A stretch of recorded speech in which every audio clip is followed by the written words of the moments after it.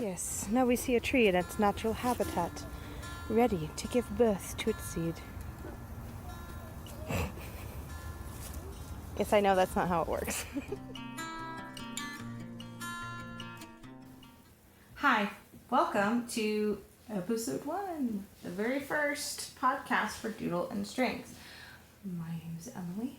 I am the lady behind the channel whose hand you see in the tutorials. I decided to start doing some vlog style podcasty type things to try to, I don't know, get to know, sorry if you hear the noise, that's my dog. To try to build some community and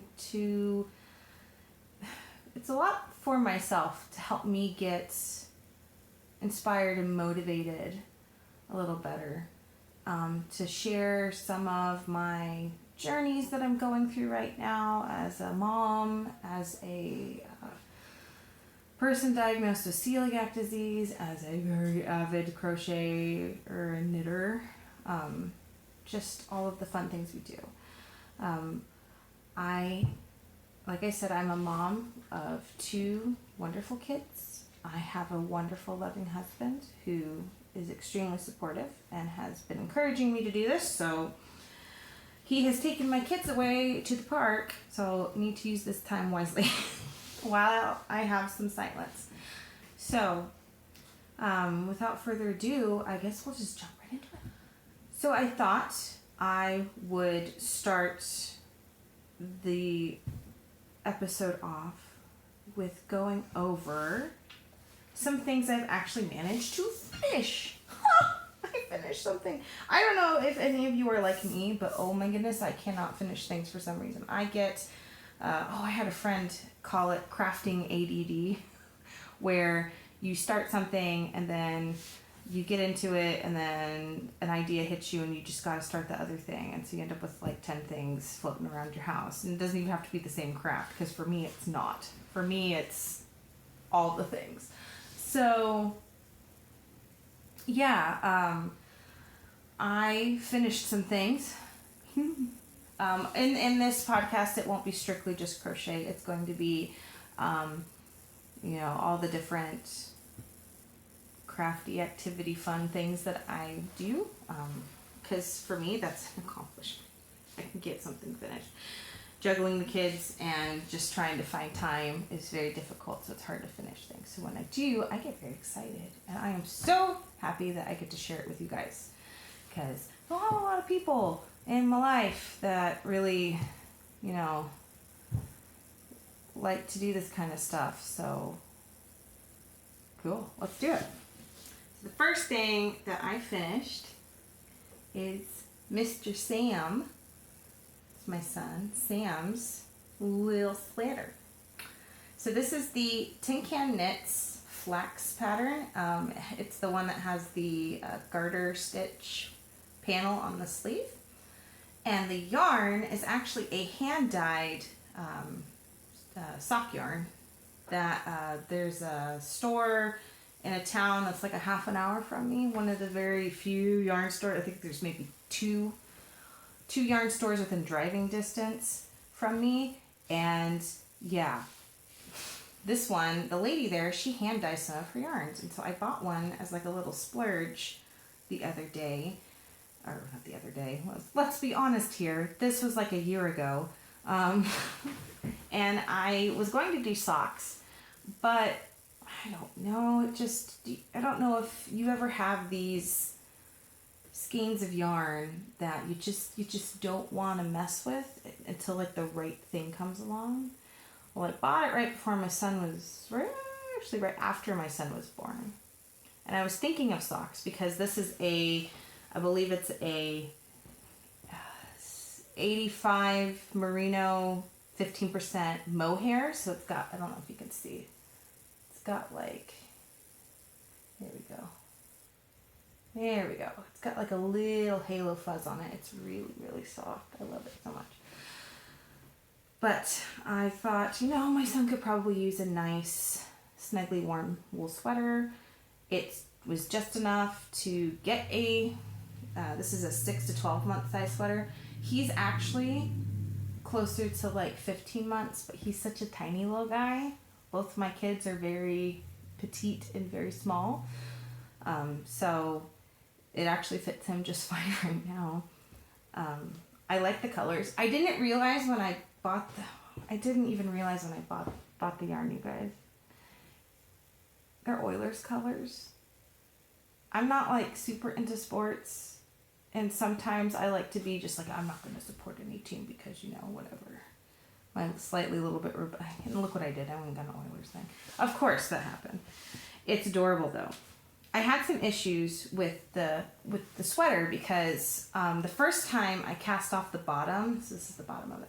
The first time I cast off the bottom of it, I tried to do the tubular bind off.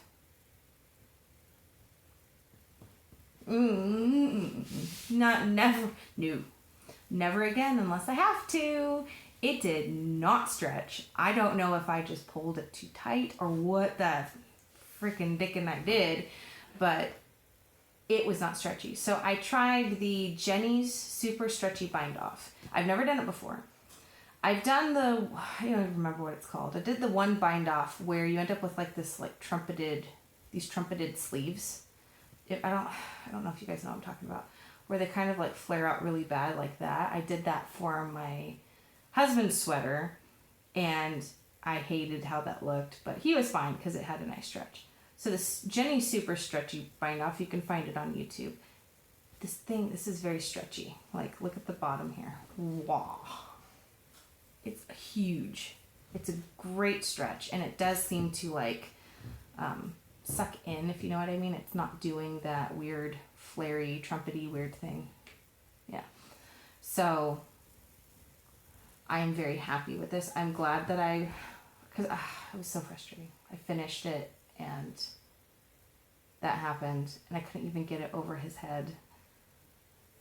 And I was about ready to just be like taking the whole thing apart. I'm making socks. And I didn't, and I tried it, and it worked. So thank goodness. So this was a big achievement for me that I got it done. This is very nice yarn. Oh, if I could ever get it again, I'm going to. I didn't think I would like the mohair in it, but I actually do like the mohair. So the next thing that I finished, and I'm sure you guys are going to be so excited because promises have been made to get this pattern up on my YouTube channel, which it hasn't happened yet, and we're going to do story time later. We're going to talk about that because it's quite an interesting story why that's not happened yet. So off of my hook is this blanket. It is a V-stitch blanket that I designed myself. I mean, designed myself, really. Come on, guys, it's a V-stitch. I mean, everybody's got one of these. But, hey, now I'm part of the cool club, I guess. This is my V-stitch blanket that I did. I made it to be kind of self-striping yarn friendly. Now, I know that some of you guys are going to get all freaked out because the stripes aren't, like, exactly stripy. You know, they're not perfectly lined up. We'll talk about that whenever I get the video up, which hopefully will be, you know, right after I do this. I'm going to hopefully have time to do that. But I think it looks really nice. I did what kind of makes it, I guess, a little bit different is the border. It's a picketed border, so it's half double crochets with some pickets on there. If you can see that.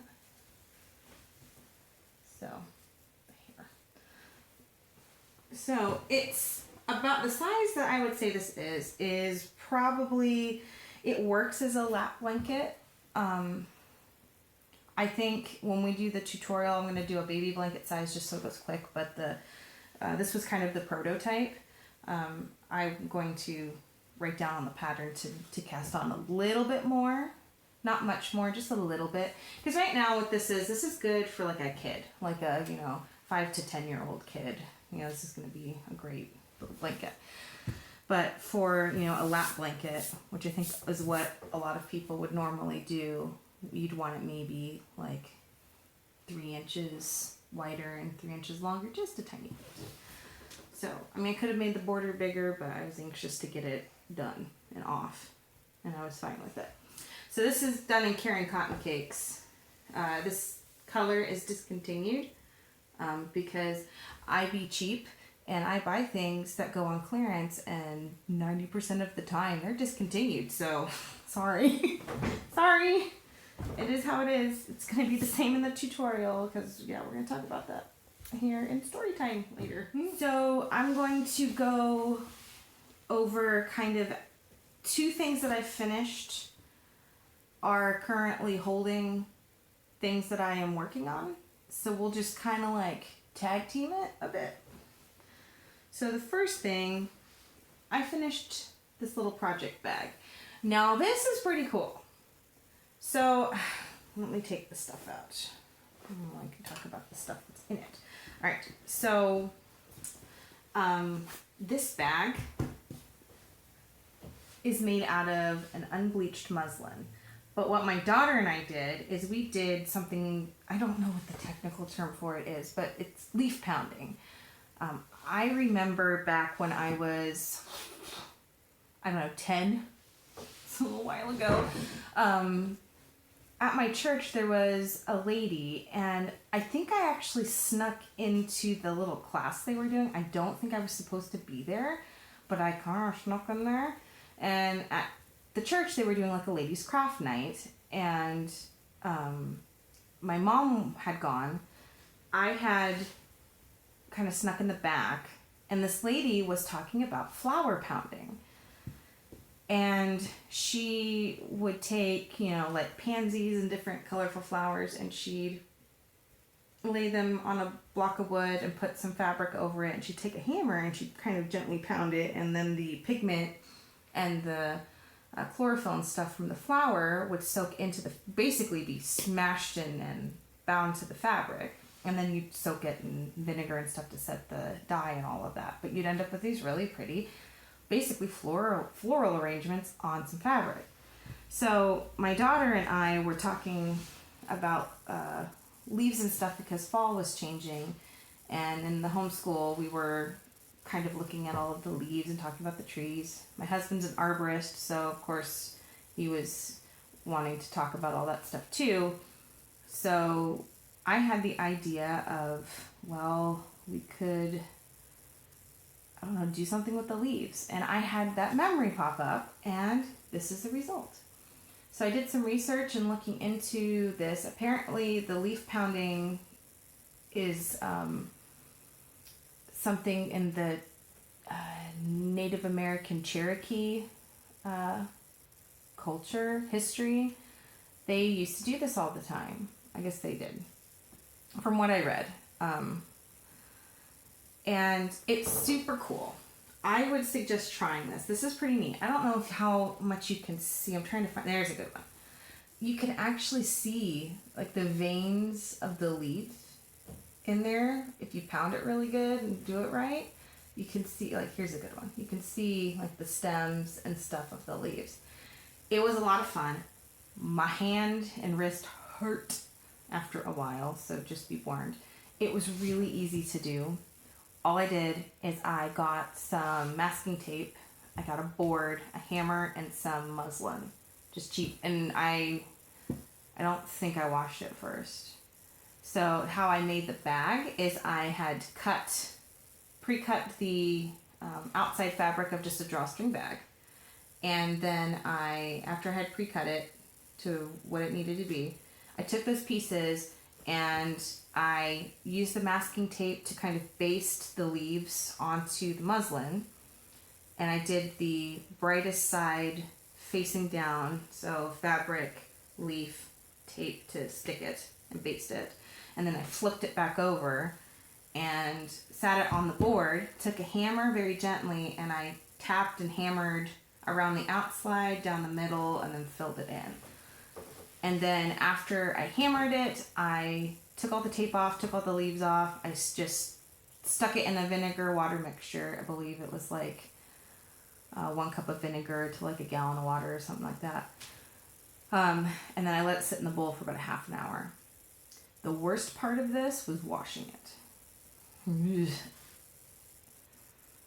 I imagine it would be akin to the feeling of if you took a snotty slug and tried to give it a bubble bath. It'd probably feel something like that. Because it was so slimy. Oh, it was the worst. It was this, I can't, yeah.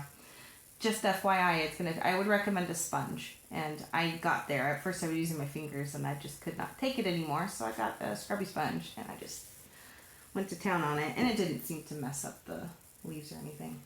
I think next time if I do this again, I'm going to do white because the off-white, as you can kind of see, tinted everything a little, orangey, yellowy. I honestly think the colors would have come out if it was more like the inside. More of this white, which this is a bleached muslin that I bleached myself. So anyway, that's a project bag I made. What was in the project bag is socks, because I have a problem with starting socks all the time. So here's a finished one. I think I finished, don't judge me, please don't judge me. I think I finished the sock oh Lord, 2 or 3 years ago, a long time ago. And I don't know what, at the time I didn't know what happened to it. It got stuffed in a bag in my storage room. I forgot about it until, I went digging around trying to organize everything and was like, what? And trying to sort because Christmas is coming, so I was trying to see what sock yarn do I have, what can I make for people this year, and so I just took everything off the shelves, reorganized it, and I found about this. It's like, oh yeah, that. So guess what? We're gonna finish it, and I get to have socks. I don't have a pair of hand knitted socks for myself. My kids have lots. My husband has some. I don't have any. So I get to have my own. And this is it's not going to matter because it's so old and expired. But this is the Felici, Knit Picks Felici in Punch Bag, I think is what it's called. It's a really old one. But, a lot of the times I don't actually like the colors of the Felici stripes. I'm not super into crazy bright, weird colors, but I did like this one because even though it is very colorful, it's still the mustardy, slightly muted, denim-y sort of thing going on, and I like that a lot. So I started that. I'm only on the cuff. I just started this last night. Picked it up because I had started another sock before this, which was a nightmare, and I ripped it out and probably never again. So the next thing that was in this bag is this sucker. And this is just a DK weight men's boot sock. Now, I've basically taken 2 patterns and kind of fused them together to make the sock. The stitch that's on here is, I think, came from the pattern the blueberry waffle stitch, and then the blueberry waffle sock, and that was fingering weight, but I wanted to do a nice thick wool sock for my husband for this winter because we're in Canada, so it get cold. So I took the stitch pattern, which is this waffle stitch. It's a weird broken rib type thing. And then I used the Tin Can Knit rye sock pattern, and all I did is I just ignored their garter panel thing and just did the waffle stitch through it. Still following all of the measurements, all of the sizing, all of the decreases and stuff for typical top down. And I'm right at the gusset, so doing pretty good. I hate these needles. These are just cheap bamboo needles. I can't stand them. And I don't know if I'm going to even try to work on this until I get to the store to get the Knitter's Pride or Knit Picks or something. I hate these needles. They're just the worst. But that I'm working on. I also started, speaking of the worst, I also started this sweater for my daughter, which is another Tin Can Knits flax pattern. I like the flax pattern. It's really easy. I can get super quick sweaters done for my kid. I'm doing it in this yarn she picked out, which is Red Heart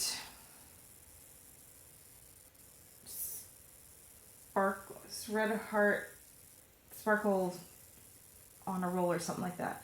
It's the self-striping sparkle yarn, this stuff. Which you probably recognize it because it recently went on sale at Michael's. So, yeah, I'm cheap. She picked it out because she said, oh my goodness, Mom, it's sparkling, it's purple, my favorite things. And I said, okay, when it comes to acrylic yarn, I can crochet with it no problem. I do not, like, this is acrylic. When I crochet it doesn't bother me at all.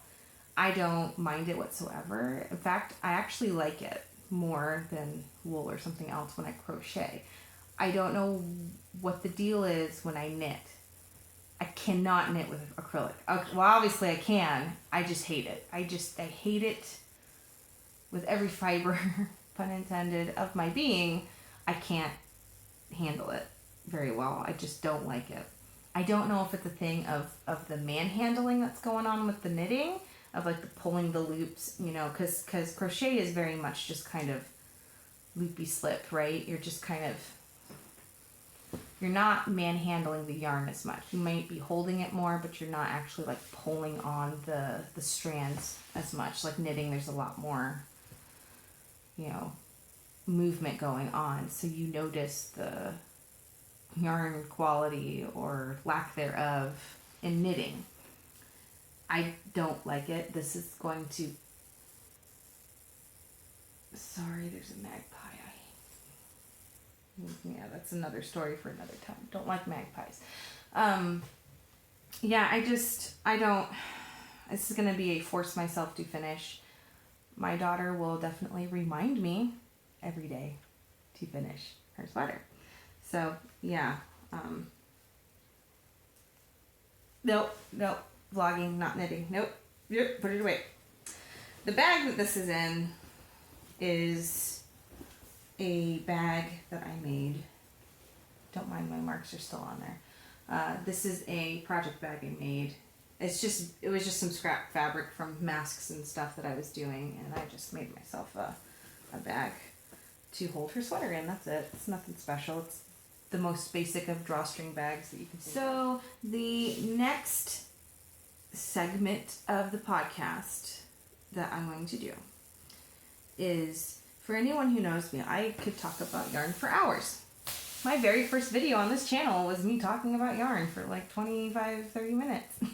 So I'm going to just do a segment on here of new to me yarns that I have purchased for something that I love. Just ones that I am just oogly over. I'm so excited. So the first one I've never tried before.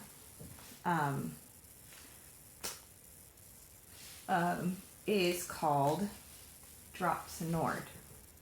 I'm not sure if that's backwards for you guys or not. It is a alpaca, what is it? 45% alpaca, 30% polymade, 25% wool. So it's mostly alpaca. And I didn't know until recently that apparently I really like alpaca, because all the yarns that I was oogling at the yarn store were alpaca yarns. So apparently I like it a lot. I knit a sock in this. That's the dreaded one that I had to rip out. But I knitted with it, so I know that I like it. And from what I hear, it wears really well. It feels so great to knit with. It's so squishy. And it's so, I love it that it's got that just little bit of hair on it. Just a tiny bit. Yeah. Just that little bit. And I like it. I like it when things just have just that slight, not like a halo, just that little bit of fluff to let you know that it's fluffy. The next one that I bought for a project for Christmas is a sweater for my daughter. I'm going to attempt, and I say that strongly, attempting the Sweet William sweater. Now I'll probably have a picture of it. This is kind of a magnum opus for me to make this sweater. I saw this sweater in another knitting podcast. I think it was a Wood Nest podcast that I saw her make this for her daughter.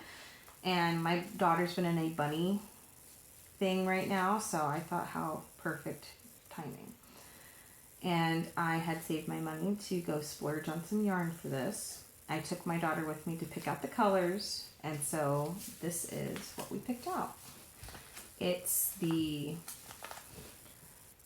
Sadness Garden Baby Yule. It is a Norwegian yarn. Yep, Norwegian yarn, 100% merino wool, and it is washable, the superwash, so it should hold up really well. It is very, very soft. I mean, it's meant for like babies and stuff. And from what the lady was saying, it should wear pretty good, considering that it is kind of meant for babies and kids. It is the most pillowy, squishiest, softest merino wool I have ever felt. I cannot fathom why in some of the online comments people were saying this stuff is scratchy.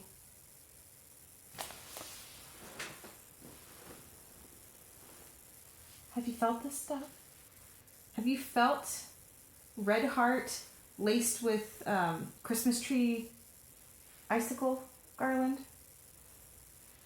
Honey, no. No, you don't know. You don't know. Oh my goodness. No, this is not scratchy at all. Not at all. It is, I like to do the like bounce test. I just call it the bounce test. I know it's not really bounce, it's more stretch, but it's got a lot of elasticity in it. I don't know how much you can see there. I love it. I'm so excited to get started. I just have to save up to actually buy the pattern. So I cannot wait. So yeah, that's about it for like the new exciting yarns. I'm going to go back to that store next weekend. This weekend's a holiday, Thanksgiving. I can't really go out to that store very often. I have lately just because, well, we'll talk about it in story time. Welcome to story time with Emily,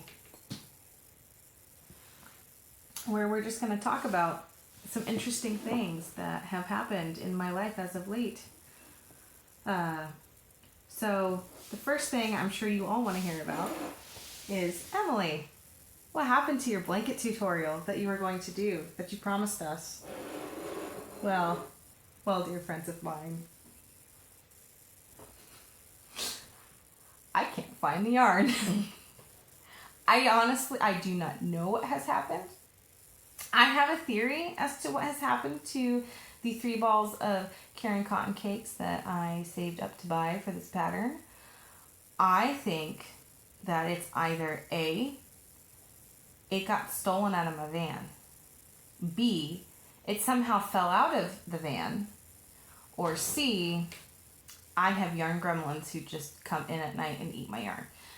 So I had bought the Caring Cotton cakes hydrangea color because it was very similar to this one. This one's discontinued. It's very similar to this one. So I was trying to be good, get a yarn color that y'all could get that is discontinued, because I had comments about that on another video about my yarn choices being discontinued. So yeah, it's gone. I went to start filming and I couldn't find it. My husband and I tore the craft storage closet and stuff out, went through everything, I took every box apart and every bag got opened, and it is not in this house. The last place I remember seeing it was in the van after I had bought it. So I don't know where it is or what's happened. So what we're gonna do is I have some discontinued carrot and cotton cakes that I bought when I bought this. And it's purple and gray. It's discontinued, but you know what? I think we should just get the pattern done.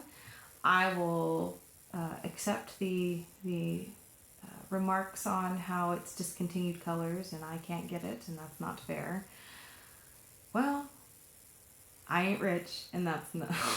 Some people think that's not fair. So it is what it is, and it's going to be baby blanket size because I only got 2, which is fine because this pattern is very adaptable, extremely adaptable to whatever you want to do, and it works up pretty dang quick. So it'll be what it is. I am more anxious about getting the pattern out there so that you can actually do something. It's such a good Christmas present because it goes quickly. It's self-striping, so you don't have to worry about changing colors. You can stripe it yourself if you want. It doesn't really matter. But yeah, that's what happened. I really don't know where it is. I'm not really happy about it. I laugh so I don't cry. But yeah, it's gone. It's gone to yarn heaven. Or maybe wherever it is. I hope somebody who can use it has gone and used it to make something wonderful. That is my wish. We went to, I was going to talk about like the yarn store that we go to. It's called Joe's Yarn Garden, and it's in a town that's like a half an hour from from the edge of the city that I live.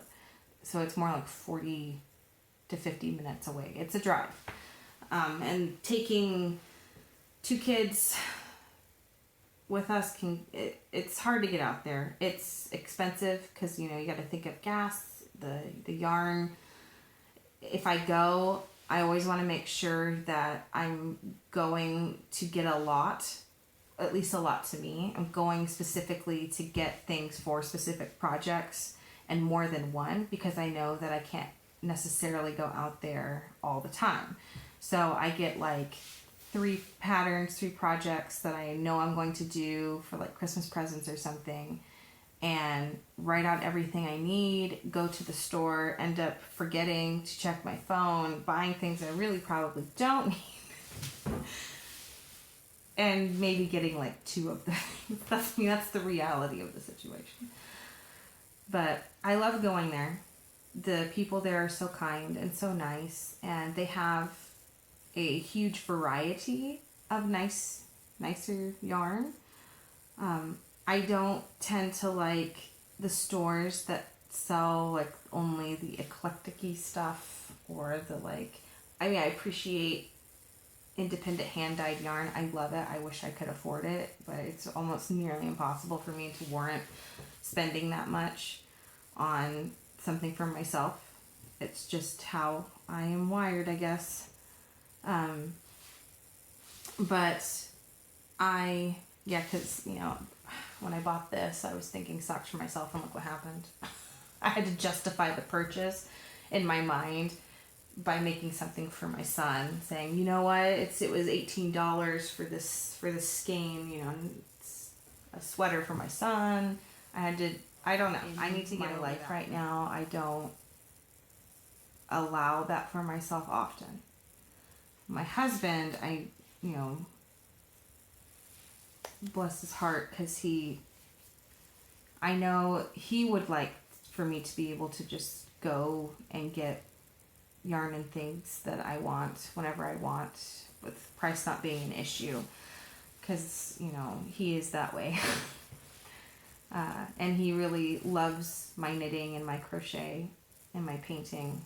I think those would be his favorite things that I do, that he loves to see me do. That I think, the knitting and crochet is because he gets socks and hats and things, and he really likes that. So, he's been lately, let's see, we've gone twice in the last month, which is a lot. Usually I only go out there once a year.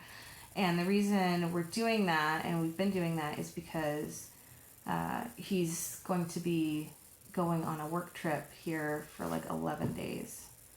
And I know to some of you that's not going to sound like much of anything, but to me, it doesn't even feel real that he's leaving. I admire and respect and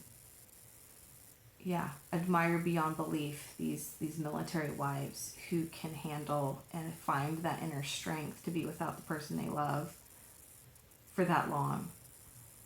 You are superheroes. You are amazing, and I don't know how you summon that strength in you to do it, because the idea of my husband being gone for 11 days feels like somebody knocked the wind out of me. Is about as much as I can explain. We've been married for 12 years. We have never been away from each other for more than, I think, 48 hours ever since the day that we met. So even while we were dating, we haven't been apart for longer than 48 hours. And that would be like 13 years. So it's hard. My kids have never had daddy go away for that long. Actually, like, ever. I don't even think... I think the longest... No, because even when I was pregnant with my son, he came home to tuck my daughter into bed. Even when I was in labor. Because he's just that kind of a guy who loves us so much. I am horrified. I am terrified, but I'm going to learn a lot, and I'm going to get through it. We're going to get through it. It's going to be great. I have friends around me who've offered to help. I have a wonderful church family who has my back no matter what. I've got people I can lean on, and of course I have, God to lean on through this. If you're a praying person, I could really use it. He leaves on the 19th, so one of the things that we're doing is he and I have been chopping wood, because he's an arborist, right? So he brings home all kinds of like firewood, and it's been aging for the last year, and so we've been chopping a lot of wood. I do it too. These guns. Nothing. It's so sad. No, I've been helping to chop the wood in order to get some yarn. So we've sold a couple, oh Lord, what is it called? It's called something. It's a half a cord. Did I remember that? A half a cord, which is a 4x4x4 stacked pile of wood. And that's been funding my yarn buys for Christmas presents. So we are apparently going back out next weekend, and I, according to him, have to buy something for myself, a project for myself. So I think what I'm going to be doing is I can't even remember what it's called. I'll share it with you after. I'll do a vlog after we go, and I can pull up the pattern and stuff when it's time. But it should be a pattern that's challenging and interesting enough to keep my mind busy while he's away. And my goal, which I don't know if I'm actually going to get through it, but I'd like to get at least most of it finished before he gets back. And it will kind of be a reminder, a testament of that time and getting through it. And I am a person who can always use the encouragement and reminders of, I'm stronger than I think, and I can get through stuff. So that should be fun. So on top of the other stuff that I've got, it'll be good. I didn't mean to be a downer for this podcast. It's not the normal. The normal of this is not to be a downer. It's to be uppity and peppy. As for this podcast, I believe that's it. If you managed to watch through this whole thing and I didn't, annoy you to death, and you want to see more of this kind of stuff where we talk about yarn and all of the different randomness of life, leave a comment below. If there's things that you want to know, if you got questions, leave them in below, because if I get enough questions from people, we'll do a live YouTube Q&A where we can talk, and I think that would be lots of fun, but I would need a good chunk of questions to answer, or suggestions on things to talk about, or anything like that. The crochet pattern is going to get started the moment I stop this video, and I will get to it, and I will get to work on it until my kids come back.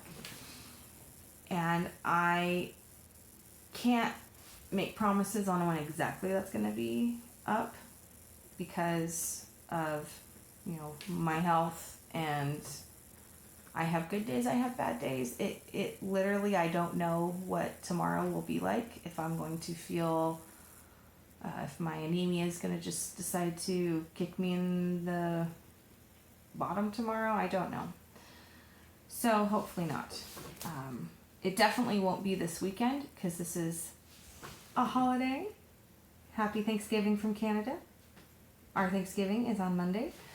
So I will be with my family having some turkey. This Kansas girl is going to make sure that these kids know what good Midwest/Southern cooking is going to taste like. None of that weird stuff. If I could fry that turkey, I would fry the turkey, but I can't do it. So, happy Thanksgiving. Have a wonderful weekend. Have a wonderful time with your family. We'll see you next time, or I will see you next time on, hopefully the next video you see from this channel is the blanket. If not, I will see you in another vlog video, probably explaining why it's not done yet. I love you all. Take care.